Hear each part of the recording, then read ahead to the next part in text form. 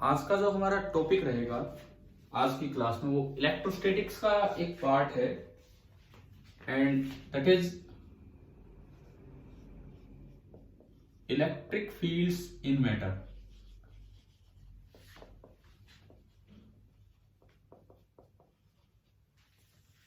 Complete discussion इस पे चलेगा, इलेक्ट्रिक फील्ड्स इन मैटर। अब देखो मैटर में मेनली कंडक्टर और इंसुलेटर ये दो तो स्पेशल केस हो जाते हैं। तो मेनली जो मटेरियल होते हैं वो ऑलमोस्ट कैसे होते हैं जिनको हम बोलते हैं डाइलेक्ट्रिक। डाइलेक्ट्रिक्स में क्या होता है कि जो चार्ज है, जो भी चार्ज पार्टिकल है वो अटैच रहते हैं अपने एटम के साथ, अपने मॉलिक्यूल के साथ। विद इन द एटम या मॉलिक्यूल वो थोड़े बहुत मूव कर पाते हैं, लेकिन कंडक्टर की तरह नहीं कि भाई फ्री मोशन हो रहा है, इस तरह से नहीं। जो भी चार्ज होगा can move slightly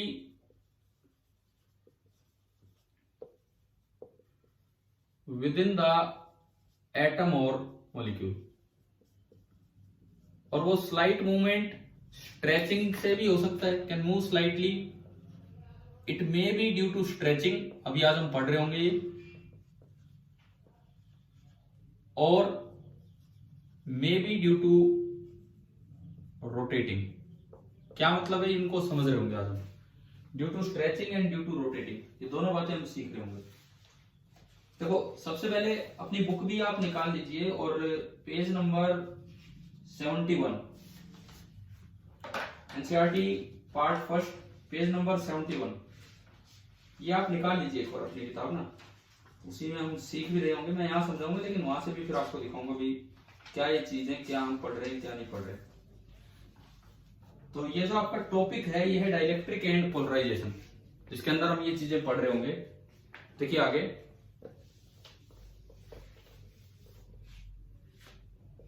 electric field in matter के अंदर ये जो टॉपिक है this is dielectric and polarisation,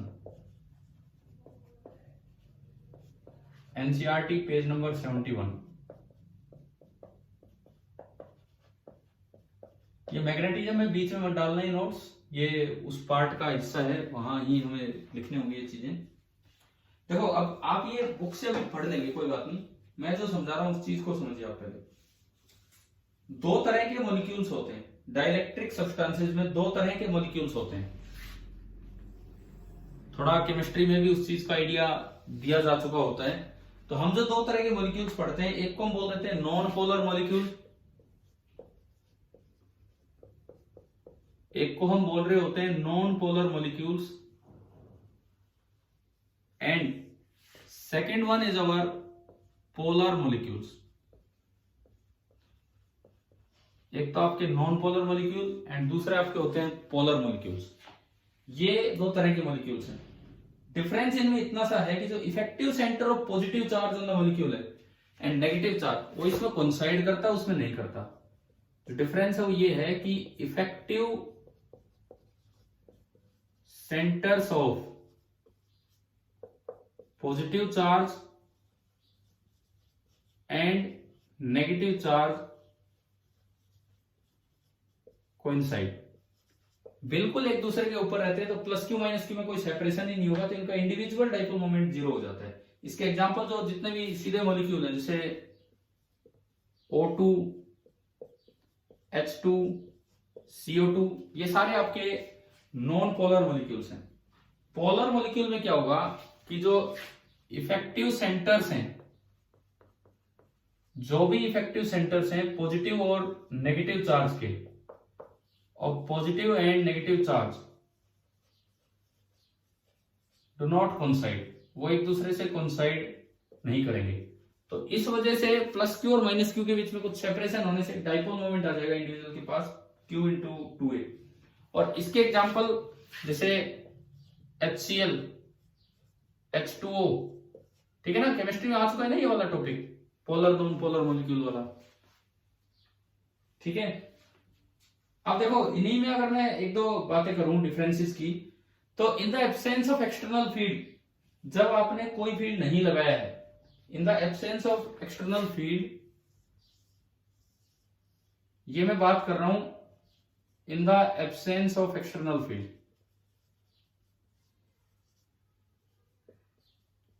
कोई एक्सटर्नल फील्ड नहीं लगाया, यहां भी हम बात करेंगे in the absence of external field, no E, बाहर से कोई एक्सटर्नल ई नहीं है। अब देखिए पहली बात, इनकी शेप कैसे दिखाई जाती है। बाय कन्वेंशन अगर पोलर मॉलिक्यूल है मॉलिक्यूल तो आप उसको एक सर्कल से दिखा देंगे, और अगर नॉन पोलर मॉलिक्यूल है तो आप थोड़ा इलिप्टिकल वे में दिखाएंगे ना। सही दिखाया मैंने। अगर मैं बोल उल्टा गया हूं, इधर सुनो, नॉन पोलर अगर मॉलिक्यूल है, मैं इसके अकॉर्डिंग ही दिखा रहा हूं, हो सकता है मैं उल्टा बोल गया हूं, इधर सुने। नॉन पोलर अगर मॉलिक्यूल है जिसमें सेंटर और पॉजिटिव और नेगेटिव चार्ज कोइंसाइड कर रहे हैं, तो उसमें तो किससे दिखाना है, सर्कुलर शेप। और जो पोलर मॉलिक्यूल्स हैं उसमें कैसी शेप दिखानी है, इलिप्टिकल शेप। सर्कुलर शेप क्या रिप्रेजेंट करती है कि एक मॉलिक्यूल का जहां पॉजिटिव चार्ज का सेंटर है वहीं नेगेटिव चार्ज का सेंटर है, और इलिप्टिकल शेप क्या रिप्रेजेंट करती है कि पॉजिटिव और नेगेटिव चार्ज के सेंटर में थोड़ा डिफरेंस है, पॉजिटिव और नेगेटिव चार्ज के सेंटर में थोड़ा डिफरेंस है। क्या ये रिप्रेजेंटेशन यहां तक समझ में आया किस तरह से? ठीक है, अब बताओ एक बार दोनों में डिफरेंस बताना। अगर मैं इसके बात करूं, इसमें dipole moment of individual molecule zero है कि नॉन जीरो है? जीरो, क्योंकि पॉजिटिव और नेगेटिव चार्ज सेपरेट ही नहीं हो रहे, तो 2a जीरो हो गया, तो Q इंटू 2a जीरो। इसमें बताओ dipole moment of individual molecule zero है कि non zero? Non zero, Q into 2a। वहां जीरो है, वहां नॉन जीरो है, मतलब इधर नॉन पोलर में जीरो, इधर नॉन जीरो। अब पूरे स्पेसिमेन की बात करो, एक मॉलिक्यूल की नहीं, पी स्पेसिमेन, पूरे स्पेसिमेन की। हाँ जी, जब एक का ही जीरो है तो 10 का भी कितना होगा? जीरो ही होगा, तो पूरे स्पेसिमेन का जीरो होगा। वहां बताओ पी स्पेसिमेन जीरो होगा या नॉन जीरो होगा? जीरो। यहां भी पी स्पेसिमेन जीरो होगा। कारण दीजिए, कारण। हर एक मॉलिक्यूल का तो नॉन जीरो है, लेकिन ओवरऑल स्पेसिमेन का जीरो होगा। क्या कारण है बताइए? कारण है random orientation. In the absence of external field, ये सब रैंडमली ओरिएंटेड मॉलिक्यूल्स हैं, तो सबके पी एक दूसरे को किसी न किसी रूप में कैंसिल कर रहे होंगे, तो इस वजह से पी स्पेसिमेन कितना हो जाएगा? जीरो। देखो एक अच्छा टॉपिक चल रहा है, ढंग से सीखिए इसे। नॉन पोलर, पोलर, ये पहला डिफरेंस बताया। फिर मैंने एक एग्जांपल दी, फिर डायग्राम देख के बताया कि इसको सर्कल से रिप्रेजेंट करते हैं, इस मॉलिक्यूल को इलिप्टिकल शेप से। सर्कल बताता है कि दोनों सेंटर एक जगह, इलिप्टिकल बताता है कि अलग अलग जगह। तो इंडिविजुअल मॉलिक्यूल का यहाँ डाइपोल मोमेंट जीरो, उधर नॉन जीरो, उधर इंडिविजुअल मॉलिक्यूल का एक डाइपोल मोमेंट होगा नेगेटिव से पॉजिटिव। अच्छा एक और चीज सुनो, केमिस्ट्री में कन्वेंशन उल्टा है। केमिस्ट्री में डायरेक्शन ऑफ डाइपोल मोमेंट होती है पॉजिटिव टू नेगेटिव, फिजिक्स में होती है फ्रॉम नेगेटिव टू पॉजिटिव, इस तरह से। लेकिन पूरे स्पेसिमेन की अगर आप बात करें तो यहां भी पूरे स्पेसिमेन का जीरो है, और यहां भी पूरे स्पेसिमेन का डाइपोल मोमेंट जीरो है in the absence of external electric field. यहां इसलिए जीरो है कि इंडिविजुअली सारे जीरो थे, यहां इसलिए जीरो है कि जो इंडिविजुअल डाइपोल मोमेंट्स थे वो एक दूसरे को कैंसिल आउट कर जाते हैं रैंडम ओरिएंटेशन की वजह से। चलिए ये होती है, ये यहां तक आ गया समझ में, ये जो मैंने बताया। ठीक है, अब मैं लगाता हूं प्रेजेंस ऑफ इलेक्ट्रिक फील्ड। अब उसमें देखते हैं क्या होगा। In the presence of electric field, उसमें हम समझेंगे कि भी किस तरह का क्या काम होना है। मान लो जैसे ही इसमें इधर की बात करूं मैं,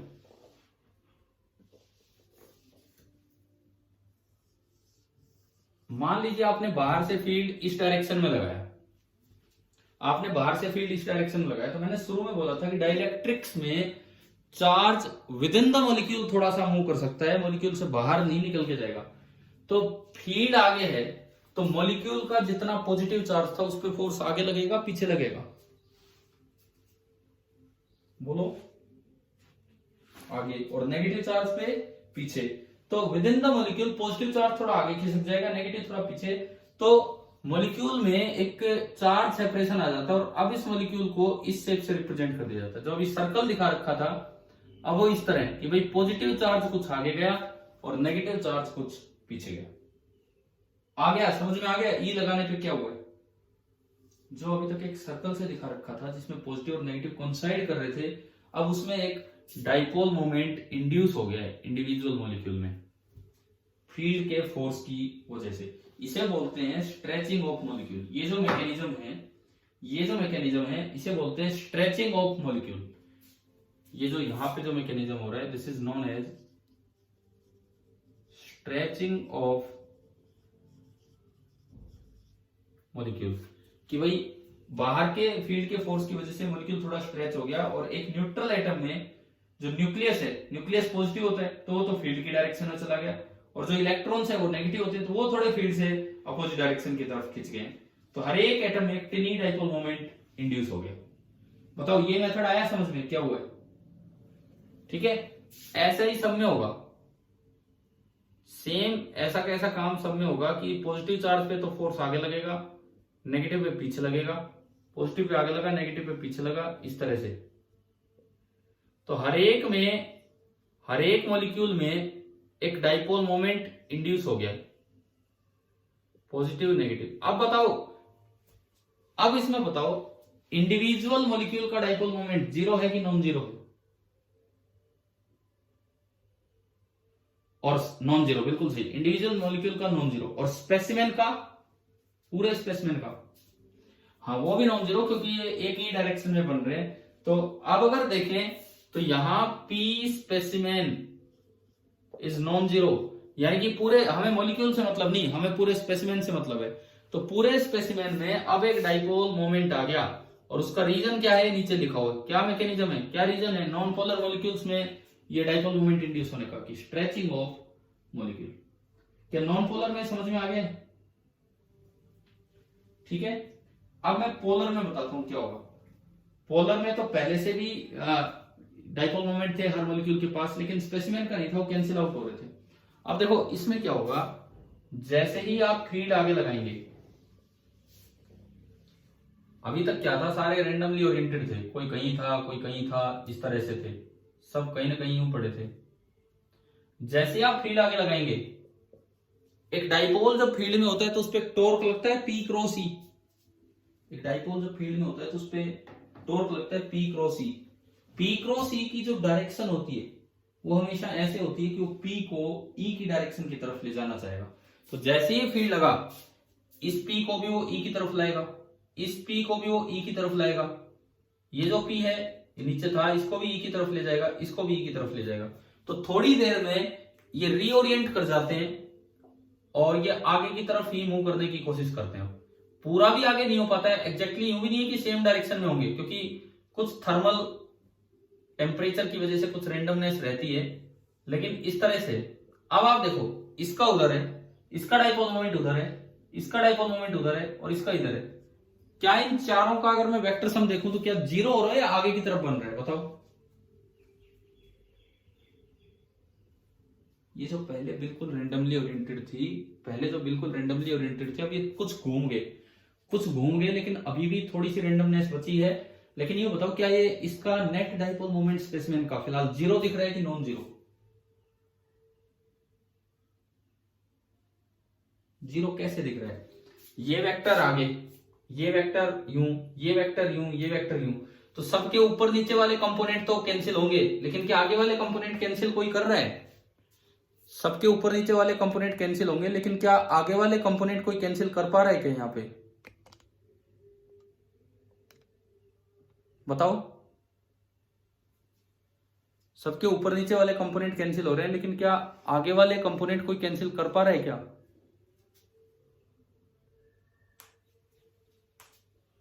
समझ में आ रहा है क्या बोल रहा हूं मैं? इधर देखो, ये एक डाइपोल मोमेंट है, इसका एक कंपोनेंट आगे एक ऊपर, ये एक डाइपोल मोमेंट है, एक नीचे एक आगे, एक आगे एक नीचे, एक आगे एक ऊपर। ऊपर नीचे वाले कैंसिल हो जाएंगे, लेकिन आगे की तरफ जो कंपोनेंट है वो अभी चलता ही रहेगा। इसका मतलब जो P स्पेसिमेन है, जो भी P स्पेसिमेन है वो आपका नॉन जीरो ही हो जाएगा। इसमें भी नॉन जीरो हो गया, नॉन पोलर मॉलिक्यूल में भी। उसका रीजन है stretching of molecule. Polar molecule में भी नॉन जीरो हुआ, उसका रीजन है reorienting of molecule, reorientation of molecule with a little stretching. Force लग रहा है तो स्ट्रेचिंग तो होगी ही होगी, फोर्स लग रहा है तो स्ट्रेचिंग तो होगी ही। क्या ये क्लास समझ पा रहे हो कि नहीं? पूरा लाइव चल रहा है कि नहीं चल रहा है? तो बीच में वेटिंग में 4 मेरे पास कैसे आ गए?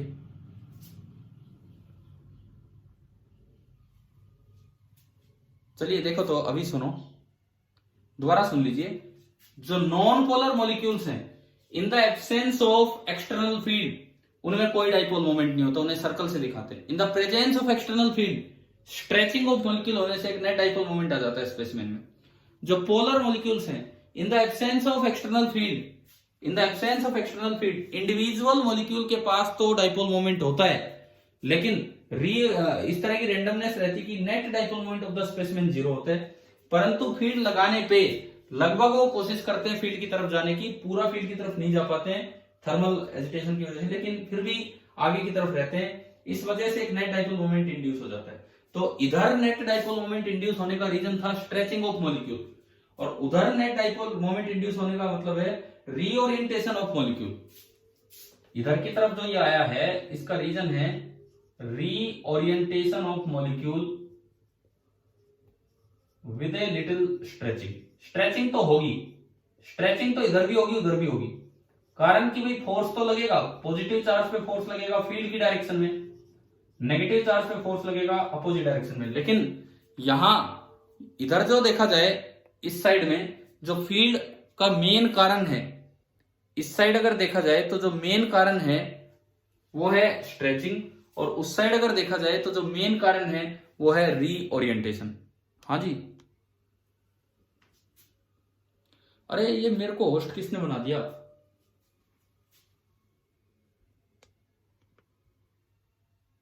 पार्टिसिपेंट्स मैंने की तो थी अभी एंट्री, भाई पता नहीं अब।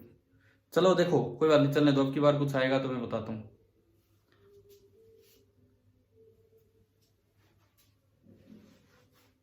ठीक है,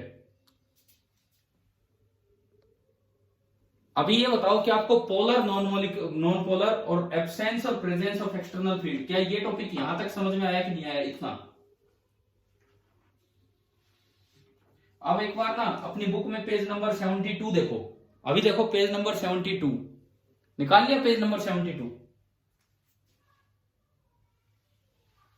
एनसीईआरटी टेक्स्ट बुक में। अब पेज नंबर 72 पे ऊपर देखिए एक डायग्राम है, फिगर 2.22।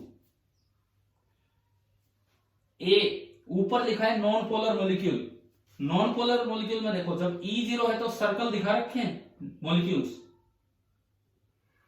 और वो प्लस माइनस कोइंसाइड कर रहे हैं, और जब E नॉन जीरो है तो ये इस शेप में बना दिए और इसकी तरफ ये स्ट्रेचिंग हो गई, तो डाइपोल मोमेंट इंड्यूस हो गया। नीचे दिया है पोलर मॉलिक्यूल।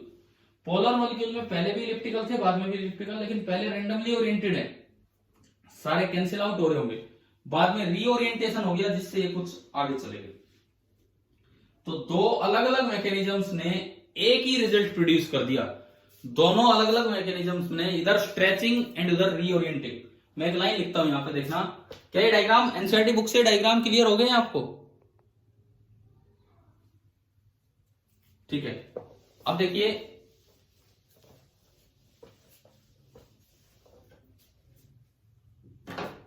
हाँ जी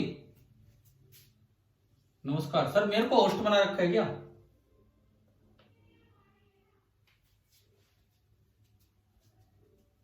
तो ये कैसे, मैं कैसे बनाऊं?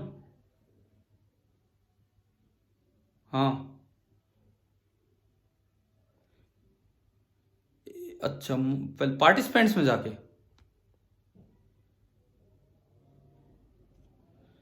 एक मिनट, पार्टिसिपेंट्स में जाके विजेंद्र पे मैंने क्लिक किया तो इसमें आ रहा है मेक होस्ट। ठीक है, do you want to change the host to Vijendra? Yes, ठीक है सर, ओके। देखो भाई, अब अपनी क्लास को कंटिन्यू करते हैं। यहां से हम इतना पढ़ चुके हैं कि कब तो वो पोलर होगा, कब नॉन पोलर होगा, और कैसे उसमें डाइपोल मोमेंट इंड्यूस होता है। अब मैं एक लाइन यहां पे लिख रहा था कि ये जो दो मैकेनिज्म है, द टू मैकेनिज्म्स, ये जो दो मैकेनिज्म्स हैं कौन कौन से? Stretching and reorienting produce the same basic result. Produce the same basic result. एक ही रिजल्ट इन दोनों ने प्रोड्यूस किया है. क्या बेसिक रिजल्ट है? वो बेसिक रिजल्ट है कि द मटेरियल गेट्स पोलराइज्ड, कि वो जो मटेरियल है वो पोलराइज हो गया है. चाहे वो नॉन पोलर था चाहे वो पोलर था, फील्ड लगाने से दोनों मटेरियल्स पोलराइज हो गए, मतलब उनमें कुछ ना कुछ मैग्नेटिक डाइपोल मोमेंट आ गया है. तो यही आपका ये था. यहां तक पहले बताओ, ये इतना समझ में आया ये टॉपिक नॉन पोलर पोलर? हाँ जी, क्लियर है सभी को ये पूरा यहां तक जो मैंने बताया है? अब इसके बाद देखो, अब पोलराइजेशन क्या होता है उस पे चलते हैं. अब हम वर्ड पोलराइजेशन पढ़ेंगे कि भाई पोलराइजेशन का क्या मतलब है, जिसको सिंबल दिया जाता है कैपिटल पी. स्मॉल पी तो डाइपोल मोमेंट का सिंबल है, कैपिटल पी आपका पोलराइजेशन का सिंबल है. अब इसकी डेफिनेशन हम पहले भी एक बार पढ़ चुके हैं, मैं दोबारा बता रहा हूं. इसकी डेफिनेशन होती है डाइपोल मोमेंट इंड्यूस्ड पर यूनिट वॉल्यूम ऑफ स्पेसिमेन. जिस भी स्पेसिमेन में पोलराइजेशन हुआ है, जिसमें डाइपोल मोमेंट आया है, कितना डाइपोल मोमेंट आया, कितने वॉल्यूम में उसका वॉल्यूम था, तो उससे डिवाइड कर दो, ये आपका पोलराइजेशन. और यहां से पोलराइजेशन की यूनिट बताओ आप पहले तो. एसआई यूनिट क्या होगी, फिर मैं आगे बढ़ता हूं. एसआई यूनिट ऑफ पोलराइजेशन क्या होती है? डाइपोल मोमेंट की क्या होगी? Coulomb metre. और वॉल्यूम की मीटर क्यूब, यानी कि ये हो गया 1 कूलम पर मीटर स्क्वायर. समझ में आया? पोलराइजेशन क्वांटिटी की जो एसआई यूनिट है कूलम पर मीटर स्क्वायर होगी. यू बताओ, ये और किस चीज की यूनिट है कूलम पर मीटर स्क्वायर? एक और भी फिजिकल क्वांटिटी है जिसकी यूनिट है कूलम पर मीटर स्क्वायर. बोलो बोलो, जल्दी बोलो यार. कूलम मतलब चार्ज, मीटर स्क्वायर अपॉन मतलब एरिया. चार्ज अपॉन एरिया क्या होता है? Surface charge density. Surface charge density यानी कि SI unit of polarization, this is same as that of surface charge density. This is same as that of surface charge density. हाँ भाई, clear हो रहा है ये सारा पार्ट? समझ में आ रहा है ना? आज शाम को आपका ना इसी पे टेस्ट है भाई, आज ही है केवल इस पे. मैं इससे बाहर, इससे आगे पीछे कुछ नहीं. केवल एक टॉपिक हम ले रहे हैं, इलेक्ट्रिक फील्ड इन मैटर. बड़ा टेस्ट नहीं होगा, ज्यादा से ज्यादा 15 सवाल, ज्यादा से ज्यादा, क्योंकि एक ही तो मैं टॉपिक दे रहा हूं.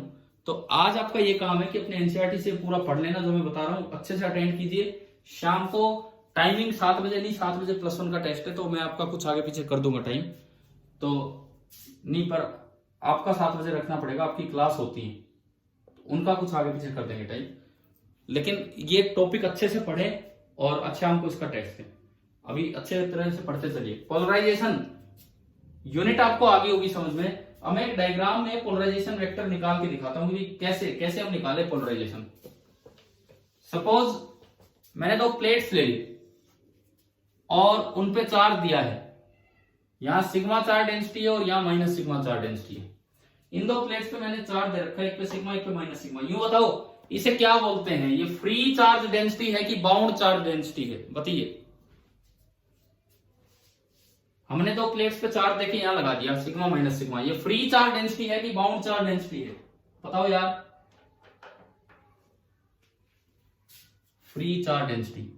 ये कोई इंड्यूस नहीं हुआ है, हमने अपनी तरफ से दे रखा है. This is known as free charge density. अब मैं यहां बीच में कोई एक प्लेट लगा दूं, डाइलेक्ट्रिक स्लैब.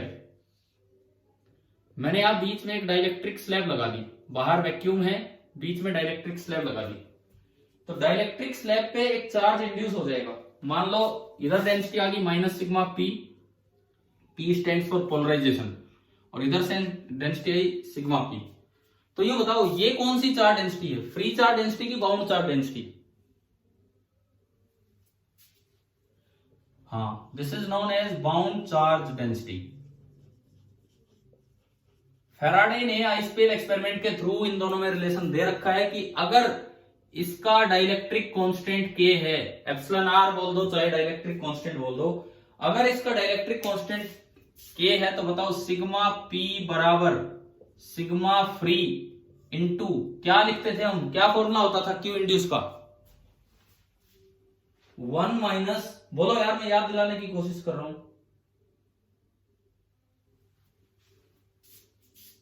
हाँ, ये जो फॉर्मूला है ये फैराडे का फॉर्मूला है कि फ्री चार्ज की वजह से जो इंड्यूस चार्ज होगा, बाउंड चार्ज जो पोलराइज चार्ज है उसकी डेंसिटी है, उसके चार्ज के ये फॉर्मूले होते, पढ़ा हुआ नहीं हमने पहले? ठीक है। अब देखो फील्ड की बात करते हैं, अब हम फील्ड की बात करते हैं। क्या होता है कि बाहर इन दोनों की वजह से फील्ड आया ई नोट, ई नोट की वैल्यू होती है, दोनों का फील्ड जुड़ के हो जाता है, ये कैपेसिटेंस में पड़ा है सिग्मा बाई एप्सिलॉन नॉट, एक का सिग्मा बाई 2 दूसरे का भी सिग्मा बाई 2 एप्सिलॉन नॉट, दोनों जुड़ के ये। तो बीच में जैसे ही ई नोट पहुंचेगा, बीच में जैसे ही ई नोट पहुंचेगा, ये जो मॉलिक्यूल्स हैं डाइलेक्ट्रिक के मॉलिक्यूल्स थोड़े थोड़े इस तरह से अरेंज हो जाएंगे कि इस सरफेस पे आके रुकता है कौन सा चार्ज, पॉजिटिव की तरफ कौन सा रुकेगा, नेगेटिव, और नेगेटिव की तरफ कौन सा आके रुकेगा, पॉजिटिव। कैसे? वो इस तरह से बन जाएंगे, देखो यूं यूं बन जाएंगे वो, मतलब एक मॉलिक्यूल के अंदर अंदर ही चार्ज रहेंगे, बाहर नहीं जाना है, लेकिन फील्ड की डायरेक्शन में पॉजिटिव नेगेटिव, फील्ड की डायरेक्शन में पॉजिटिव नेगेटिव। अब बीच वाला पार्ट तो न्यूट्रल हो गया, बीच वाला पार्ट तो न्यूट्रल हो गया क्योंकि इधर वाले का पॉजिटिव इधर वाले का नेगेटिव, लेकिन इस सरफेस पे कौन सा बच गया, इस सरफेस पे कैसा बचा, यहाँ पे नेगेटिव, और उस सरफेस पे कैसा बचा, पॉजिटिव। इस इंड्यूस्ड चार्ज को बोलते हैं सिग्मा पी, इस डेंसिटी को बोलते हैं bound charge density sigma P. क्या ये समझ में आया यहां तक? अब मुझे आप जवाब देंगे, वो साइड है राइट साइड, ये साइड है लेफ्ट साइड। यूं बताओ अप्लाइड फील्ड ई नॉट उधर है, परंतु इंड्यूस्ड चार्ज की वजह से जो फील्ड होगा मटेरियल के अंदर वो किस डायरेक्शन में होगा, टुवर्ड्स राइट या टुवर्ड्स लेफ्ट? इस पॉजिटिव और इस नेगेटिव की वजह से जो इंड्यूस फील्ड आया होगा अंदर वो किस डायरेक्शन में होगा बताएं? नेगेटिव की तरफ, पॉजिटिव से नेगेटिव की तरफ, यानी कि अंदर एक इंड्यूस्ड फील्ड आया जो इससे थोड़ा कम होता है, ईपी मैं उसे बोल देता हूं, ई पोलराइज चार्ज की वजह से ई इंड्यूस्ड है, इधर की तरफ आया, इसका मतलब नेट फील्ड किधर बचा, नेट फील्ड किधर बचा बताएं? ई नोट आगे है, ईपी पीछे, नेट फील्ड किधर है बोलो यार? राइट साइड में। तो जो नेट फील्ड होगा वो आगे होगा, लेकिन इसमें से घट के आएगा, तो ये ई है। तो आप देख सकते हैं कि E is less than E note, और हमने इलेक्ट्रोस्टैटिक्स में पढ़ा है कि अगर बाहर फील्ड ई नोट है और आप कोई मीडियम डाल दे डाइलेक्ट्रिक कांस्टेंट के का, तो ई की वैल्यू हो जाती है ई नोट बाई के।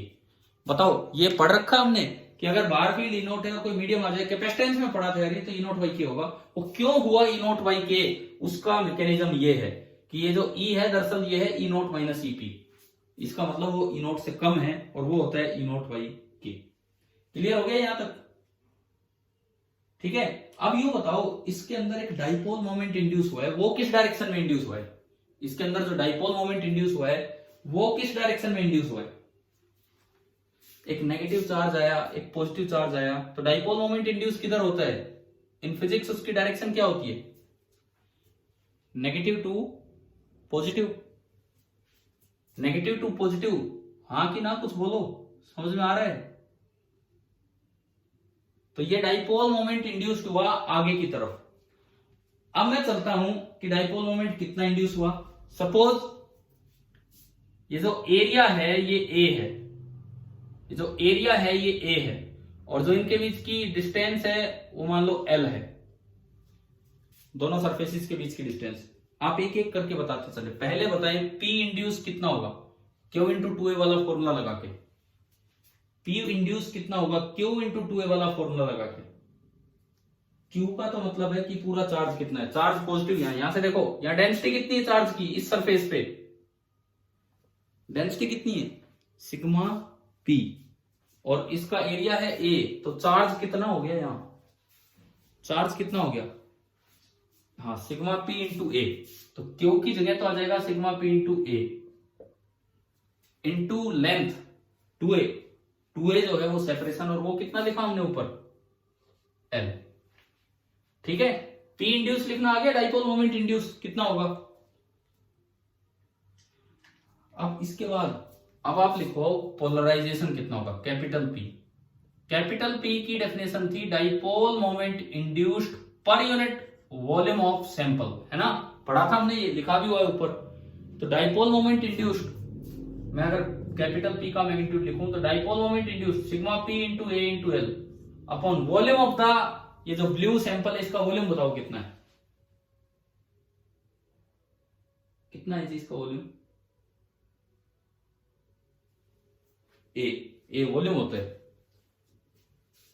ए तो एरिया, ए इंटू एल, ए इंटू एल से डिवाइड किया तो ए इंटू एल से ए इंटू एल कट गया, तो पोलराइजेशन का एक और फॉर्मूला आ रहा है कि पोलराइजेशन कितना हो वो इसके बराबर है कि यहाँ पे सरफेस चार्ज डेंसिटी कितनी अपीयर हुई है। और इसी वजह से मैंने लिखा था कि इसकी जो यूनिट आई थी वो कूलम पर मीटर स्क्वायर आई थी, और कूलम पर मीटर स्क्वायर एक ऐसी यूनिट थी जो सरफेस चार्ज डेंसिटी की भी होती है। क्यों, क्योंकि पोलराइजेशन की वैल्यू ही सिग्मा पी के बराबर है। आप बताओ पोलराइजेशन कैसे देखते, क्या ये यहां तक समझ में आया कि नहीं आया।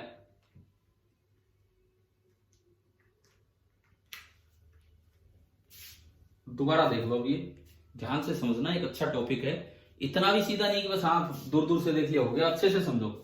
आपने दो शीट्स ली, दोनों पे फ्री चार्ज दिया, एक पे सिग्मा एक पे माइनस सिग्मा, बीच में अभी कोई डाइलेक्ट्रिक नहीं है, तो बीच में जो नेट फील्ड होगा पूरे में ई नोट होगा, और ई नोट होगा सिग्मा बाई एप्सिलॉन नोट, एक की वजह से सिग्मा बाई 2, दूसरे की वजह से सिग्मा बाई 2 जुड़ के सिग्मा बाई एप्सिलॉन नोट, ये हो गया।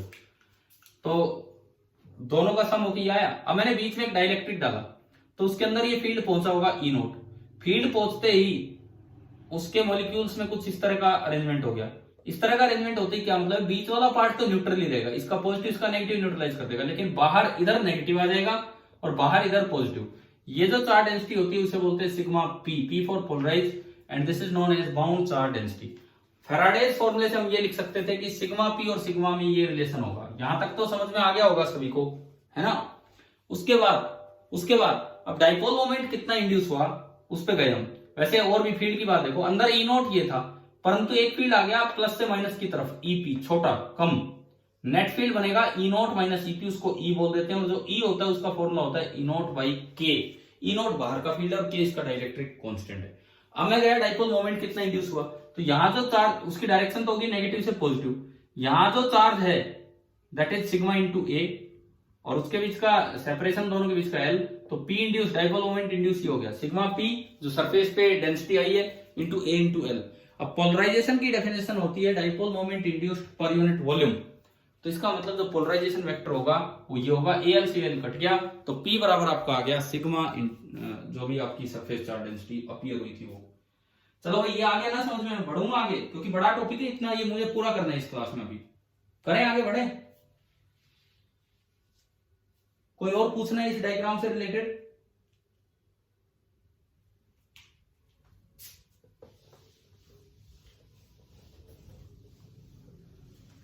अब देखो ये जो पोलराइजेशन है और बाउंड चार्ज है उसमें क्या रिलेशन है आपस में, relation between polarization and bound charge, relation between polarization and bound charge. तो सबसे पहली बात, इंड्यूस्ड सरफेस चार्ज डेंसिटी आई थी, इंड्यूस्ड सरफेस चार्ज डेंसिटी वो तो हमने अभी देखा सिग्मा पी किसके बराबर आ गई थी, किया था अभी ये प्रूव, जो इंड्यूस्ड सरफेस चार्ज डेंसिटी है सिग्मा पी वो किसके बराबर आ गई, जो पोलराइजेशन उसके। बताओ क्लियर है कि नहीं, है तो अभी प्रूव ही हुआ है हमारा। ज्यादा एग्जैक्ट वेक्टर फॉर्म में ये होता है P vector dot N cap, where N cap, हाँ जी बोलो,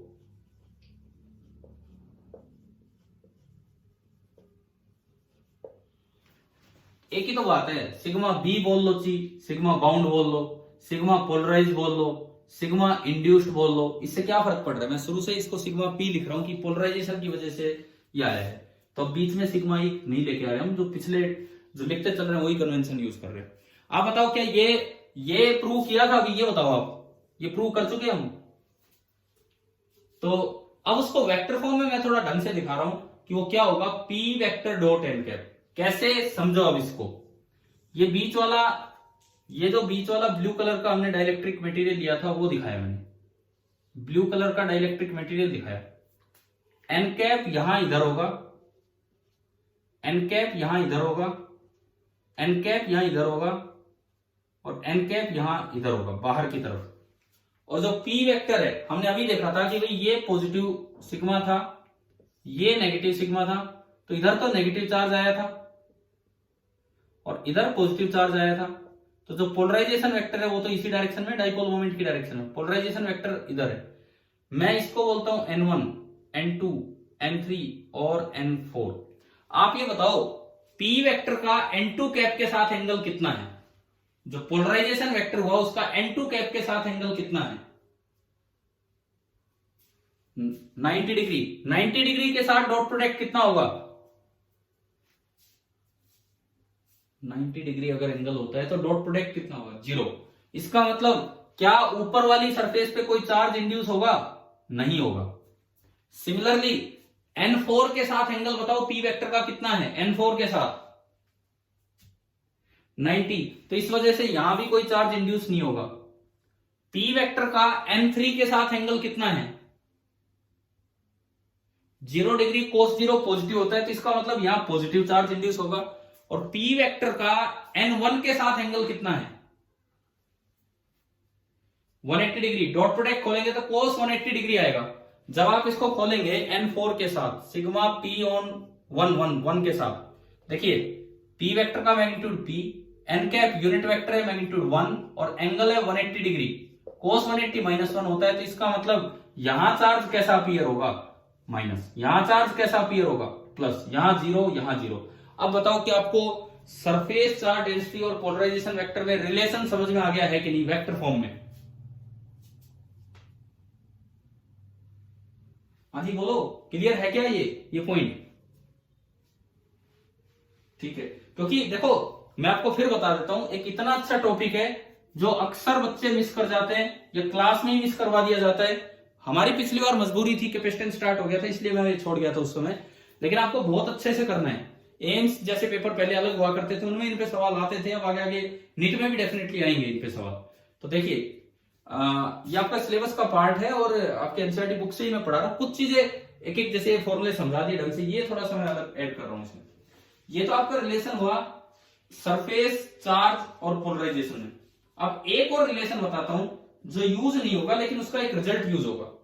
दूसरा रिलेशन सुनो, इंड्यूस्ड सरफेस चार्ज डेंसिटी तो होगी, अब बाकी आती है क्या मटेरियल के अंदर, क्या डाइलेक्ट्रिक के अंदर भी कोई चार्ज डेंसिटी बनेगी या केवल सरफेस पे ही बनेगी? तो अगली मैं बात करता हूं इंड्यूस्ड वॉल्यूम चार्ज डेंसिटी,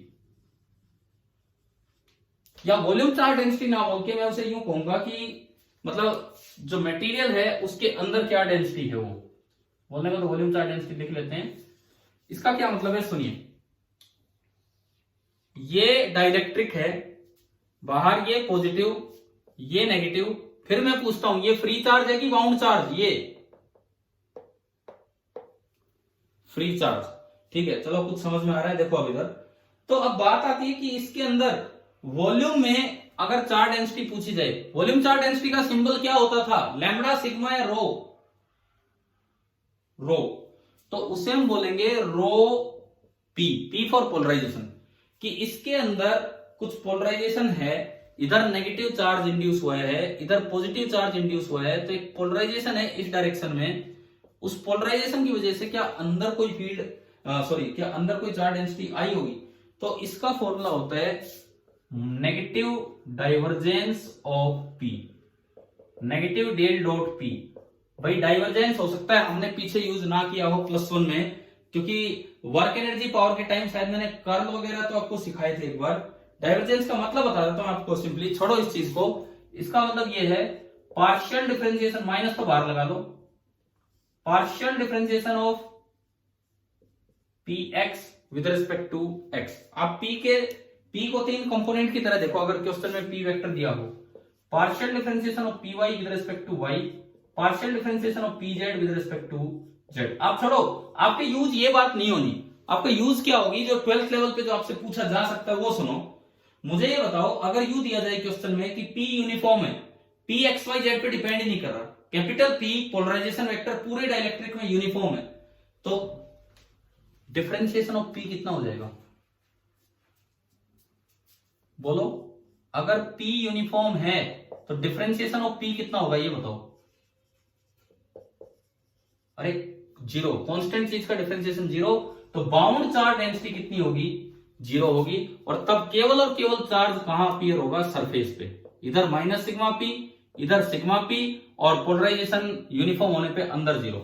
हमारे सिलेबस में नॉन यूनिफॉर्म पोलराइजेशन नहीं है, बिल्कुल नहीं है 12th लेवल तक। हाँ, ये आपको पता होना चाहिए कि अगर यूनिफॉर्म पोलराइजेशन है तो अंदर वो कैंसिल आउट हो जाएंगे। कैंसिल आउट कैसे? मैंने यूं बनाया था यार, ये डायग्राम नहीं बनता मुझसे तो बार बार, ये पॉजिटिव ये नेगेटिव, ये नेगेटिव ये पॉजिटिव, तो सरफेस का बच जाएगा और बीच का न्यूट्रलाइज हो जाएगा। तो बीच का न्यूट्रलाइज तभी होगा जब यूनिफॉर्म पोलराइजेशन हो।